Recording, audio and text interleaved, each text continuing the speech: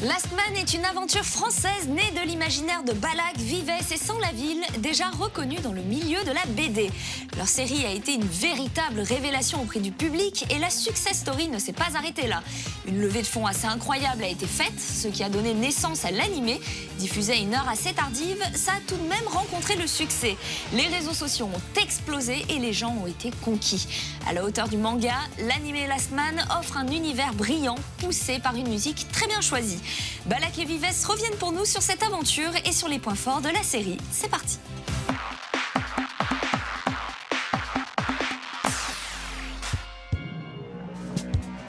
Réalisé par Jérémy Perrin, l'animé Last Man a enfin pu voir le jour à la télé.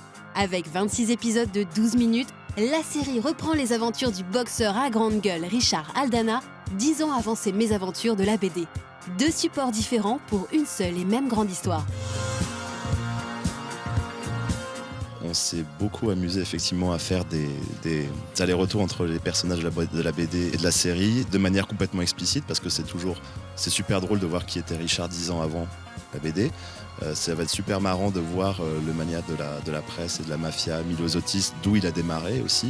Et surtout de voir un personnage comme Tommy qui est ultra important. Et la voilà, la chanteuse Tomi Katana. Tomi Katana a enregistré une chanson spécialement pour Richard Aldana. Là où on a été le plus intransigeant, c'est vraiment les personnages. Et parce que moi, c'est la chose auquel je crois le plus. Moi, du moment que Richard, c'est Richard, Tommy, c'est Tommy, et qu'il n'y a pas des persos tout d'un coup, je sais pas comment dire, Richard qui sort de son personnage, il fallait pas que ça arrive. Vraiment, si les personnages étaient bien tenus, on pouvait raconter n'importe quelle histoire. Ça aurait été super. Moi, ce que j'adore dans l'animé, c'est toute l'histoire d'amour entre Richard et Tommy. Et elle est super parce que, en fait, c'est deux personnes qui ont été, entre guillemets, mis ensemble, mais on sent qu'ils ont quand même des liens hyper forts. Ça va pas la tête, vous êtes malade! Vous connaissez pas mon mec qui va vous tuer! Ouais, bah, qu'ils prennent un ticket, il y a une liste d'attente. Putain, mais je vais te tuer! Il faut savoir un truc, c'est que ce dessin animé est extrêmement difficile à réaliser et ne serait-ce qu'à dessiner. Parce que j'ai eu le malheur de dire à Jérémy « Ah tiens, je vais te filer un coup de main sur l'anime » puisque toi, ils étaient 3 au bout d'un moment pour animer.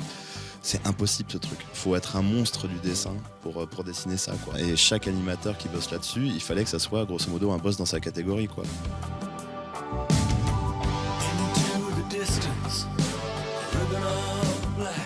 Jérémy, pour moi, c'est peut-être la seule personne qui comprend vraiment ce que c'est que la mise en scène à la japonaise.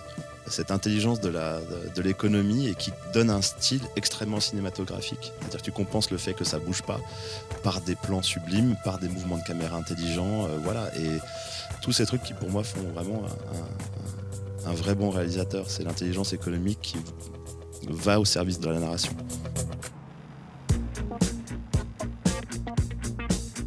La musique a une place très importante dans la série, un défi relevé avec brio par les compositeurs Philippe Montet et Fred Avril.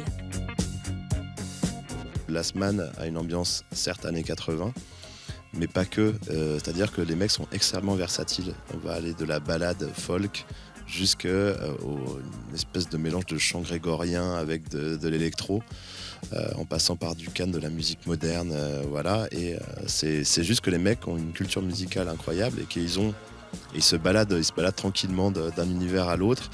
Et puis surtout, ils comprennent exactement ce que Jérémy veut. Et Jérémy leur donne des références. Voilà, il me faudrait ça, il me faudrait un petit peu de hard rock FM années 80. Et à un moment, il me faudrait une musique qui rappelle Utena. Voilà, sur ce combat-là, je veux que ça soit du Utena, je veux que ça soit lyrique et un peu japonais dans l'esprit.